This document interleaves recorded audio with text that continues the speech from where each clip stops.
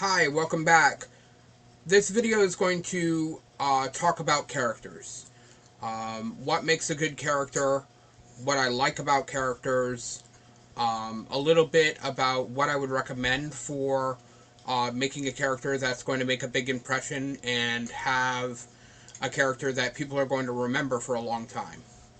The other thing I'm going to discuss is I made a top 10 list of my 10 favorite characters in geek-related material, whether that be D&D or other stuff in the community.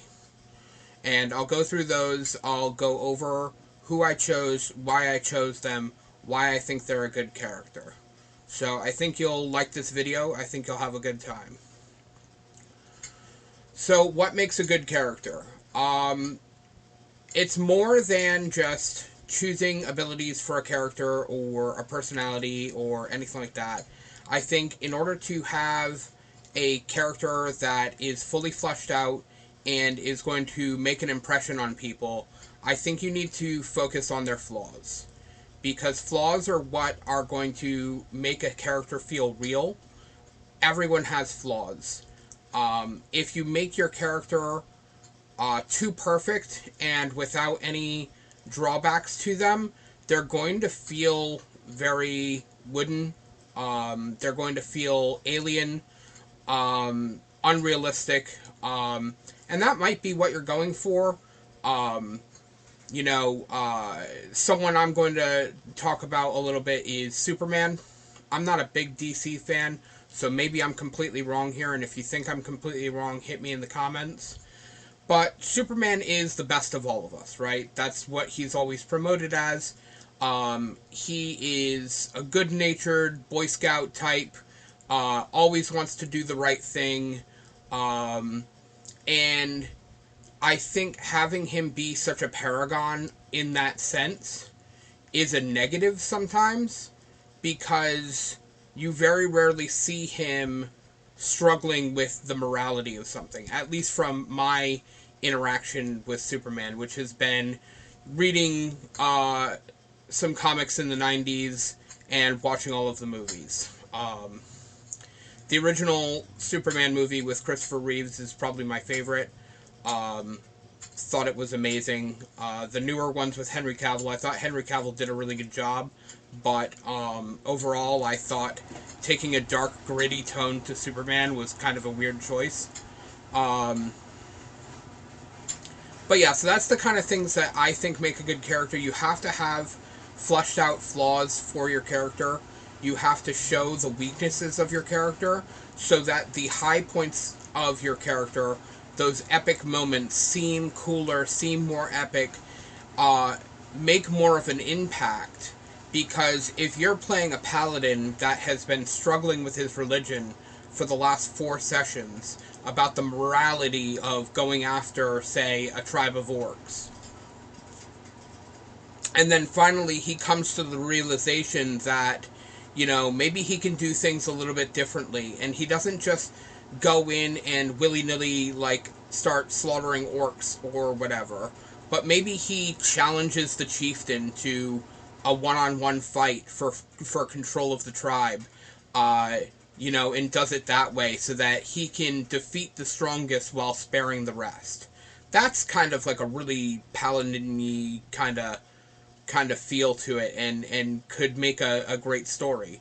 I feel like all too often people are too focused on the things that make their character cool and not the things that make their character a person. So that's kind of what I'm going to focus on in this video. So the next thing I'm going to talk about is a little bit on my history, and why I like certain characters. I am not an only child. I have an older brother who is 4 years older than I am. And we grew up in an area where there wasn't a ton of kids around, so we were kind of forced to be each other's best friends.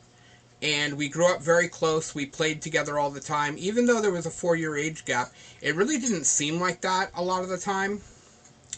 But one of the things that my parents had done while we were growing up was that because my brother was older than me, when we went to the store, my brother was allowed to pick out toys first, which meant that he would go into the store, and my brother was really into He-Man, but that was a little bit before my time.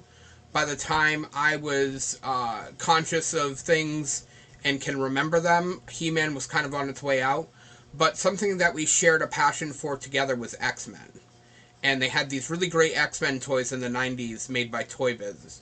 And we would go to the store, and my brother would grab Wolverine, or Cyclops, or Gambit.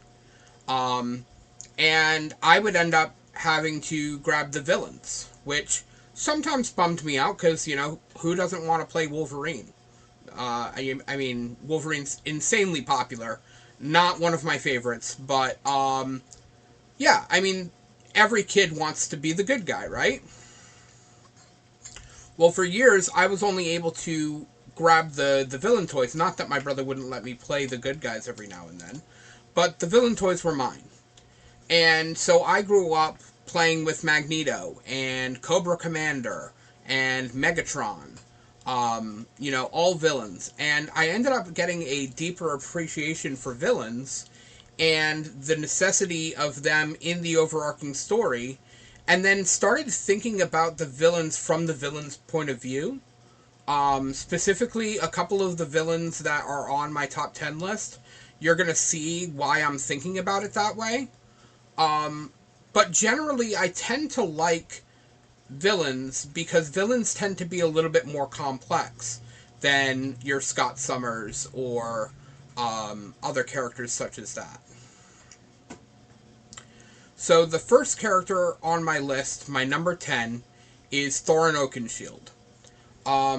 I got into Lord of the Rings around the time that Fellowship of the Ring came out, the movie. And I got really into it. I dove deep into it. Thought the movie was great. After watching Fellowship of the Ring, I went and bought the 3-set of the Lord of the Rings books, Fellowship, Two Towers, and Return of the King. I read them. I think I might have been a little too young to read them. Not that they're overly complex books, but something confused me in the fact that each character had a different name depending on where they were. So I ended up having to make like a flowchart to stick on my wall while I was reading them to remember like who was who and where they're from. So I ended up reading them. I really liked the books. I thought they were great. I personally liked the depiction of Aragorn better in the movies than I did in the books. But I kind of read things out of order because I started with Lord of the Rings and I never read The Hobbit. It wasn't until after Return of the King that I decided to go back and read The Hobbit. And The Hobbit is obviously made for a younger crowd. It's more of a children's story. But there's some really cool characters in there. And the one that I latched onto was Thorin Oakenshield. The things that I like about Thorin is singularly focused. He is trying to reclaim his ancestral home so that his people have a place to thrive and call home again.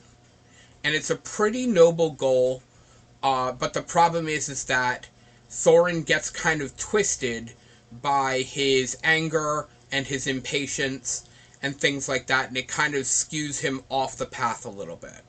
I feel like that's why he's so short with some of the other dwarves and with Bilbo. I thought the Hobbit movies were pretty good. They weren't nearly as good as the Lord of the Rings movies, but they're not as bad as some people say they are. I will say that all of those movies, the Hobbit movies and the Lord of the Rings movies, I can't watch the theatrical versions anymore. I'm like deeply hooked on the extended versions. Like, give me 5 hours of Fellowship of the Ring and I'll be happy. But the cool thing about Thorin is that when the chips are down, Thorin is ready to defend people to the death if he thinks that you are worth defending. He fights tooth and nail to reclaim Erebor for the dwarves. The sad part is after he does this, he starts falling down the same path that his father fell down. And ultimately, we don't really get to see the redemption of Thorin. It's only after his passing that people really get to appreciate him. Um, I thought that the depiction of him in The Hobbit was really good. Um, I thought one thing I'll say about The Hobbit is, when you think about the dwarves, you think about like Gimli and stuff like that. Some of the dwarves in Rings of Power, but like The Hobbit, when the movies came out, and like the idea of pretty dwarves was kind of cool to me because like I'm a big fan of the dwarves. They're probably my second favorite fantasy race. And the fact that there was pretty dwarves that you would look at them and you're like, okay, that guy's got a good charisma. Like he could go into a tavern and get a couple of numbers. I thought that was great. And Thorin is a very pretty man. So I thought that was pretty cool. The whole thing with his name, Oakenshield, because of how he picked up a log to defend himself in the battle, that's really cool. The song at the beginning of the movie is really cool. A lot of the foreshadowing is really cool, but ultimately the thing that I feel like defines Thorin is the fact that he is fighting not necessarily for himself and not even necessarily for his friends, but he's fighting for his race because they have no home, and he wants to fight to give them that home that he believes was stolen from them. So Thorin Oakenshield, absolute badass. The next on my list is number 9, and it is Robert Baratheon from the Song of Ice and Fire, Game of Thrones. Um, I didn't read the books first. I started watching Game of Thrones because everybody was watching Game of Thrones. So I started watching the first season of Game of Thrones, and I had like the worst luck ever because every character I latched onto like immediately died. At first it was Robert, and then after Robert died, I was like, okay, Khal Drogo's my boy. I'm gonna follow Khal Drogo, and he didn't last much longer. Having read the books and getting more on the background of Robert, I think Robert is probably one of the more interesting characters in the series. And the reason I feel that way is Robert doesn't want to be king. He thought maybe he wanted to be king, but really what he wants is he wants to be on the battlefield. He wants to be leading armies. He wants to be that badass that he was in the Trident. But now he's sitting on a throne, getting fat, and making decisions about the realm that, I'm sure he cares about the realm, but he wishes he could be anywhere other than here. And I think that's a lot of the reason why he is, going around to the shanty towns around King's Landing and, bedding women and having bastard children and all of that. He's trying to relive the glory days, and that's a lot of why he invites Ned to King's Landing, because he feels like if he invites Ned, he can bring back those days. Robert was an absolute unit during the war, and one of the things that I really like about him is the fact that he wields a warhammer, because normally when you think of a fighter in a fantasy setting, he's got a long sword, he's swinging it, maybe he's using like some advanced choreography to, you use each swing to keep moving to get the next one. Robert's not like that. He's got a giant hammer, and he's going to swing it at your chest. And if he hits you, you're probably going to die. So the coolest part is when he smashes that hammer against the Targaryen's chest, and all the rubies from his chest plate scatter into the river, and the common folk afterward, go into the river to start picking out the rubies. I thought that was totally badass. But Robert is defined by his flaws. He is absolutely impatient. He is loud. He's hard to please, and he doesn't really have a long sight of where he needs to go. He's living in the past.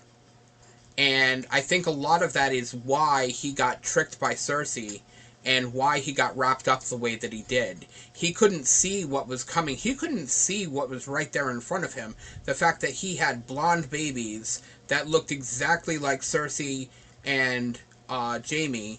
The fact that Jaime and Cersei are running around the castle together and not being super discreet. He had to have been blind not to notice all of that. Maybe he did notice and he just didn't care. But he's terribly flawed. And I love that idea that he comes up with where he says that he wishes he was the sellsword king. Basically, going out, fighting the fights, and doing that rather than sitting on a throne and getting fat. My number 8 pick is Gruumsh, the god from D&D. I believe he was from the Greyhawk setting. I could be wrong. It's the core setting for D&D 3.0 and 3.5, which is the edition that I started playing in. And Gruumsh is the god of the orcs. The orcs are my favorite fantasy race, by far. When I started playing D&D, my second character was an orc barbarian, and I started digesting as much material as I could, trying to learn more about the orcs. One of the things that really tied me to the orcs was the art of war, and not like Sun Tzu art of war, but the artist War. I forget exactly what his initials mean, but he did a lot of the artwork for D&D 3.0 and D&D 3.5. And his depiction of the orcs with like the slanted head, the big pig nose, huge tusks, and the dreadlocks, scale mail, and stuff like that, they just looked like really cool. Like, you would see one of those on the battlefield and it would give you pause because that's something you didn't want to mess with. And so I thought the orcs were really cool. And the coolest part about the orcs, I think, is Gruumsh. And one of the stories that always sticks in my mind when I think of Gruumsh is there was a creation story where all of the gods had gotten together to choose where their races were going to live in the world. And all of the gods had gotten together behind Gruumsh's back in that they were going to choose spots for their people to live. The elves chose the forest, the halflings chose the hills, and so on. And they filled up the world, and then they turned to Gruumsh and said that there was no room for the orcs. Basically, sorry, you got here too late. Your people don't get to live in this world. Well, Gruumsh took his spear and cast the spear over the map and started plunging his spear into the map and driving holes into the map and saying, my people will live here, and here, and here. Basically just standing defiantly and saying that they can't cheat him, and his people are going to live in the places that are hard to live. So, he basically stood strong and said that they weren't going to cast him out. And because of that, the orcs live in a similar style. The orcs thrive where it's hardest to be, in the deep caves and the badlands and things such as that. An orc's life is not easy. They don't live super long. They don't have, grand cities where they live in and all of that. Sometimes you get half orcs in the city. Getting a full orc in the city is extremely rare. But generally they don't get along with other people either. Orcs stay with orcs, maybe goblins and stuff like that. But Gruumsh is the one that shows all of the orcs how to live.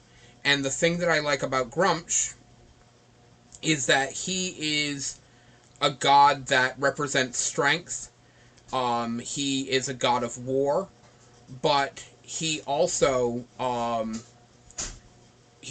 is ready to fight for his people, and he is ready to do anything to make sure that those people thrive. And maybe it's because of his grudge against the other gods. Maybe he's just using the orcs as a tool to fight his war. That's possible. My understanding of Grumsh has always been that he is very callous, and he doesn't really care about how he does something as long as the end result is what he was looking for. The next on my list is number 7, which is Quark from Star Trek, specifically Star Trek Deep Space Nine. Quark is a Ferengi, and the Ferengi are maybe a little bit problematic because they are extremely misogynistic. Some people have said that they are a characterization of Jewish stereotypes, but I don't really see it like that. I see Ferengi as a commentary on capitalism when capitalism goes too far. One of the stories I remember is the description of what highways look like on Ferenginar. And this was from the book The Rules of Acquisition. And basically they say that the death rate on the highways of Ferenginar is quite high because they designed the highways of Ferenginar to look like the logos for their products from space, which means that they weren't designed to necessarily be drivable. They were designed to be advertisements. So Quark is very much a Ferengi, like a lot of the other Ferengi. He runs a business. He's incredibly obsessed with profit, and all of that. But the thing that sets Quark apart is that there are times that Quark sets aside profit to value his family or his friends. And it's those moments that shows that Quark is a paragon of his society, because he understands that there are some things that are worth more than Latinum. And he is willing to take a loss to make sure that the people he loves and cares about don't get hurt. You see this a lot in his interactions with Nog and his brother. You see some of it in his interactions with his employees. He has a big soft spot for Morn, who is the regular that goes to the bar that, never says anything. Quark is a flawed character. He's extremely greedy. He sometimes can be callous. But he has a heart. And you see that time and time again in the series, that he'll resign himself to not take the profit. He'll be upset about it and he'll probably complain about it, but he'll do that so that the people he cares about can continue on. Number 6 is Strahd von Zarovich, who is the leader of the land of Barovia in the setting Ravenloft. Ravenloft is my favorite D&D setting. I started playing in Ravenloft shortly after I started playing D&D. It's a horror setting. I do love horror movies and horror settings. I love vampires. And Strahd von Zarovich, in my opinion, is like the ultimate vampire. Sure, he has a lot of correlations between him and Dracula. There's certain things in Strahd's legend that are literally just lifted from Dracula. But I think that maybe he's a little bit more complex. And the way that he interacts with the land and with the setting is really interesting. One of the things that I think is really cool and makes him one of the best D&D villains is he is not necessarily against the players. So long as the players are not in his way, and so long as the players are not stopping him from achieving his goals, he could care less that they're in Barovia. He really doesn't care. Strahd is concerned with two things. He wants to find the love of his life again, and he wants to find a way out of Ravenloft. The problem is that the way Ravenloft is designed, Barovia is his prison, and he is doomed to repeat the worst of his days over and over again. And the thing that I like about Strahd is that even though he has experienced that over and over again, he remains determined that he's going to win and he's going to find a way out. He's going to get what he wants, and he always thinks that he's just one step away. But that makes him dangerous because, you know, if the players do get in his way or anything like that, he is absolutely harsh in the way that he deals with people that he feels like are stopping him from achieving his goals. Number 5 on my list is Tenel Ka Jo.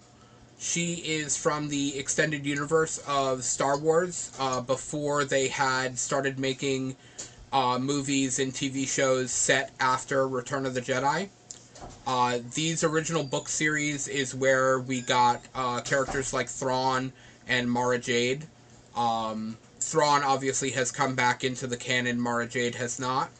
But Tenel Ka was a character that was followed in 3 series, which altogether pretty much form a much larger series. It starts with the book series Young Jedi Knights, which was a young adult series that I started reading in my early teens. And from that, it goes into New Jedi Order, and then from there into Legacy of the Force. All in all, it ends up being like 30 or 40 books. So there's tons of material in there, and Tenel Ka is one of the main characters. She is half Dathmiri and half Hapan. Dathmir, back in the original EU, was very different than how it's been depicted in Clone Wars and the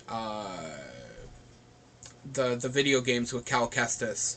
So it's very different in the EU books. Obviously, they decided to change some things. And then Hapes is a star cluster that is extremely wealthy, matriarchal, so princesses and queens and all of that. And basically, she is struggling within herself because she has 2 identities.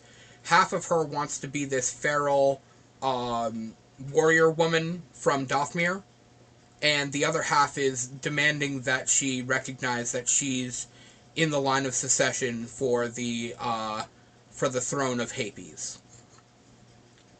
You actually don't learn that she's Hapan until midway through the Young Jedi Knights series, and then her friends learn that she is slated to eventually be the Queen of Hapes. But the thing that I think defines Tenel Ka Jo the most is in the 4th book of the Young Jedi Knights series. They are creating their lightsabers. They are all students at Luke's New Jedi Order, and they're creating their lightsabers. She creates her lightsaber out of a Rancor tooth because the Rancors are from Dathmir. It reminds her of Dathmir. She really wants to be completely Dathmiri. That's how she wants to be recognized. But she doesn't believe in the mechanics or any of that. She thinks it's a waste of her time. So she rushes through making her lightsaber. Well, when she is sparring with Luke to test her lightsaber shorts out. Luke accidentally cuts off her arm. And he says, "It's okay. I have a prosthesis. We can get you a prosthesis. Everything will be fine." And she explains to him that he lost his hand fighting Darth Vader to try and save the galaxy. She lost her arm because she was impatient and didn't pay attention to what she was doing. So she says that she doesn't deserve to get a prosthesis to replace the arm. And she then spends the rest of the series learning how to fight with one arm because it was her fault and her mistake that caused this, and she's going to overcome it and find a way to be better. And I thought that was absolutely badass. Completely cool. And as she goes throughout the series, she grows and starts to embrace the fact that she's Hapan. She becomes the Queen Mother. It's a really cool series. If you're looking for books to read, that book series from Young Jedi Knights up through Legacy of the Force is probably my favorite book series. Number 4 on my list is Harley Quinn from the DC Comics. Specifically, she's a rogue of Batman. And basically, Harley is the sidekick of the Joker, or at least that's how she starts. She started in the Batman cartoon, The Adventures of Batman, and that's where I originally saw her. She was mainly put there as comedy relief. I thought the voice was amazing, that kind of like Jersey accent. I thought that was really cool. But the thing that really sold Harley for me is when I started reading the expanded material that they started making for her in the comics. And the fact that, at face value, people look at Harley and they say, oh, she's crazy, I get it. Well, she's not necessarily crazy. Harley sees the best in everybody. So even if you're a villain or a terrible person or anything like that, Harley believes that you can be the best version of yourself. And she believes that wholeheartedly. The problem is that the Joker realizes that that's what she believes and manipulates her into believing that he actually loves her or cares about her when he does not. It's not until she teams up with Poison Ivy, they start a relationship, whether you clock them as friends or lovers, however you want to view it, that Ivy starts telling her that, you know, she can be more than the Joker's lackey. She could be her own person, she could make her own decisions, and all of that. Harley is loyal to a fault. If you have protected her, then she will protect you. It's pretty fun to watch her interact with even the Bat family because she's not terribly antagonistic with them. If anything, when she's fighting, she's having fun. One of the best interactions I remember from her is from the animated series. She had gotten out of prison and decided to go on a shopping spree to reward herself. And through a bit of miscommunication, it's implied that she stole something. And then she goes on a rampage about how she can't have anything. You know, people are always going to view her as a villain. And it ends with her breaking down and hugging Batman and saying that she really tried to do it the right way. And she did. She was ready to try and do it the right way. She was just frustrated because of the way that people perceive her. And I feel like the more I read about Harley, the more I see about Harley, the more I love her. I thought the depiction of her in the live action movies was pretty good. Margot Robbie was good with what she was given. I wish they would have given her a little bit more depth. I did like some of the scenes going back to when she was Harleen Quinzel. I thought that was pretty interesting.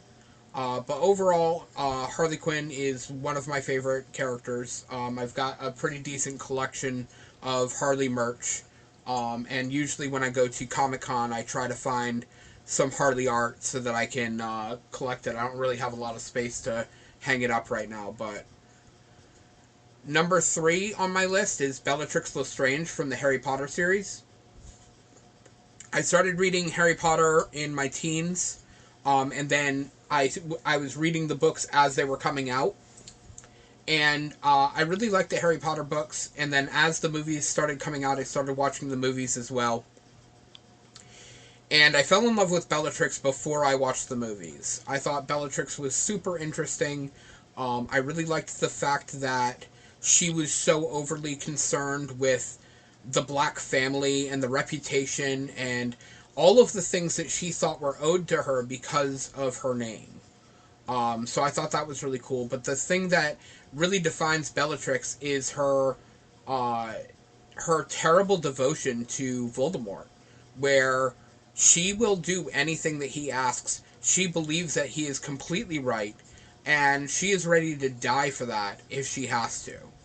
I generally try to discount the the Cursed Child because I feel like it doesn't make a ton of sense, and I know a lot of people in the Harry Potter community feel the same. To me, it's better when Voldemort is not fully recognizing Bellatrix and her obsession with him. Um, I think I think if you think about Voldemort having any sort of romantic attachment to Bellatrix or anyone at all, it kind of makes the whole thing fall apart because all of Voldemort's actions are incredibly selfish. And I don't see him having any sort of feelings for anyone other than himself. Once I saw Helena Bonham Carter's performance as Bellatrix, I was blown away. Because I already had a thing for for Helena Bonham Carter. I had loved a lot of the stuff that she had been in, Fight Club, um, Sweeney Todd, stuff like that. Really loved it, and seeing her on the screen as one of my favorite characters was amazing. Um, I have a friend who's a writer, and they had asked me what I wanted for my birthday one year, and I asked them to write me a fan fiction of Bellatrix from the point of view of her when she was in school. And I had expected my friend to write me like, maybe like 5-10 pages of a fan fiction about Bellatrix, but she ended up writing this like 200-page fan fiction about Bellatrix's time in school, and it's honestly like some of my favorite fiction that I've ever read. It's amazing. I will talk to her and see if she is okay with me posting it in the comments. Um, my number 2 is Conan, from either Conan the Barbarian or any number of his stories. It's mostly the books for me. I not only like the Robert E. Howard stories, but the other books that have come out since then. Various different authors have written Conan over the years. There's been tons of comic books. The comic books were really cool. I subscribed to those for a while. Um, the thing that I think is really cool about Conan is he is a big guy, but they always describe him as moving like a panther. And the way they describe him moving sells me on the fact that sometimes he can be sneaky. And he's got these fluid movements, and he's such a good fighter. But he's also very intelligent, and he can figure things out pretty easily. But the detractor for him is that he's impatient, and he can have a bit of a temper, and he gets wrapped up in things sometimes. The Conan novelizations are very cookie cutter. Conan walks in, there's a big bad, there's usually a maiden to save. He goes in, he figures out a plan, he beats the big bad, he takes the maiden and walks into the sunset. The coolest thing about the Conan novelizations is there's no particular order to read them in. You can pick up any Conan novel and read it as a standalone novel, and it'll make complete sense to you. I first got into Conan because of the movies. The first movie with Arnold Schwarzenegger, Conan the Barbarian. I love that movie, love the soundtrack, all of that. But having read the books, it's not a very good depiction of Conan. He comes off as very stupid, mostly because of the fact that Arnold at the time was not great at delivering lines in English. And so he comes off kind of oafish and stupid, even though in the movie they state that he gets all of this education in his training to become, what he is. And the second movie of that series was not very good. It very much felt like a D&D campaign, but like kind of like a janky D&D campaign, and it wasn't as good as the first movie. I will say that the Jason Momoa Conan movie was pretty good and doesn't deserve a lot of the pushback that people give it, because it is closer to the books than the other Conan movies. The only detraction from that, I would say, is that I believe that Jason Momoa's Conan is a bit too charismatic. I don't really view Conan as being very suave And Jason Momoa's Conan definitely comes off that way sometimes. Um, my number one, if you know anything about me, you're going to know is Magneto. Magneto being the main villain of the X-Men. Um, Over the years, the X-Men have been fighting since the 60s, fighting to try and get accepted by the humans as, equals, and it's a civil rights kind of fight. But time and time again, we're reminded that Magneto was right. In that, if you are a marginalized person and you are trying to get representation, they're not just going to give it to you. You have to go out and fight for it. Whether that be a physical fight or, just arguing till you're blue in the face until you get representation. That's the kind of things that need to happen to make change. The civil rights movement in America, when black people were fighting for their rights, you had Martin Luther King, who many people say Professor X is a analogy of. And then you had Malcolm X, which many people say is Magneto. Um, but Chris Claremont, in his run in X-Men, really fleshed Magneto a lot, and that's when we go into his backstory, his time in the concentration camps, his history there, the death of his wife. I saw a fan theory out there at one point stating that Magneto is bipolar, mainly because of the way that he wiffle waffles between being a hero and a villain. Um, Notably, he was asked to run the school when Professor Xavier went away, and he trained the New Mutants. He was a hero character for most of Claremont's run, and it wasn't until the early '90s when they started X-Men #1 that he became a villain again. Which was a pretty good arc. It's where I got introduced to Magneto, and then, of course, the X-Men cartoon when I was a kid. But Magneto is extremely complex, and the big thing to remember with Magneto is Magneto fully believes that he is right. He believes that his way is the only way, and he is doing everything he can to protect his people so that they don't have to go through what the Jews went through when he was growing up. And he fully believes that that's going to happen time and time again until people learn how to stand up and fight. That was my top 10 list of my favorite characters.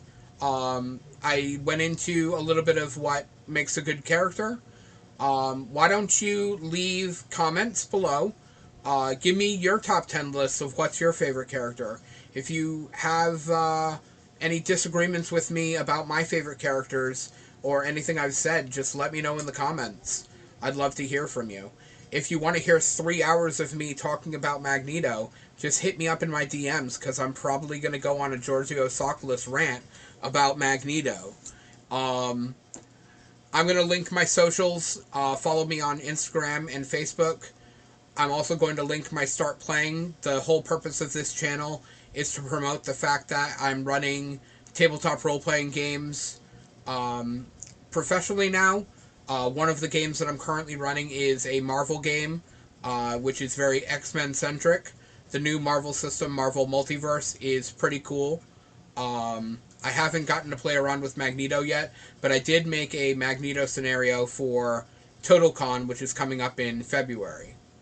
So hit those socials, follow me there, leave me comments, subscribe to the channel if you could, and I'll see you on the next video.